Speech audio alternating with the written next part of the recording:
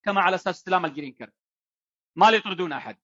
توصل عندهم للحدود الأمريكية، أول ما يستقبلوك حق الهجرة يا مرحبا ومسهلا، ويعاملوك معاملة إنسانية. يومين 3 أيام يقول لك نحتاج منك شخص يكفلك. إيش معنى يكفلك؟ يكفلك ما هوش نظام كفالة يعني على قولهم، لا، يكفلك على أساس عندما نحدد لك موعد محكمة تكون حاضر في وقت المحكمة، الشخص هذا هو كفيلك، يضمن انك تجي انه يجيبك.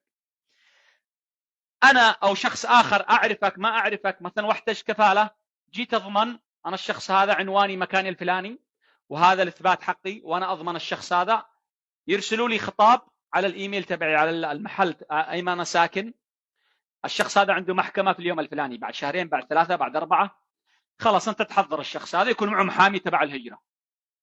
الجلسة الأولى قد تحتاج إلى جلسة إلى جلستين، يسمعوا منك الكلام تبعك بإذن الله عز وجل، على أساس أنهم يستخرجوا لك الإقامة المؤقتة حتى يقرروا متى يعطوك الإقامة الدائمة.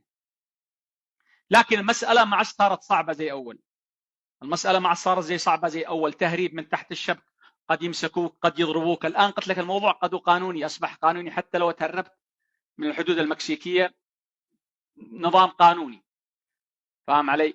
لكن مسألة الآن كيف تدخل للمكسيك، فقط لا غير.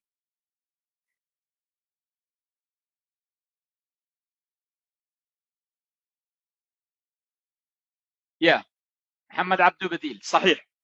في طريقة بالنسبة للتأشيرة الشنغن اللي هي التأشيرة إلى أوروبا، نفس الشيء. أي دولة تستطيع تسافر عليها في أوروبا تستطيع الدخول إلى المكسيك عن طريقها بصفتك سائح، لا تدخل بصفتك تهريب ولا سمح الله ولا شيء، لا.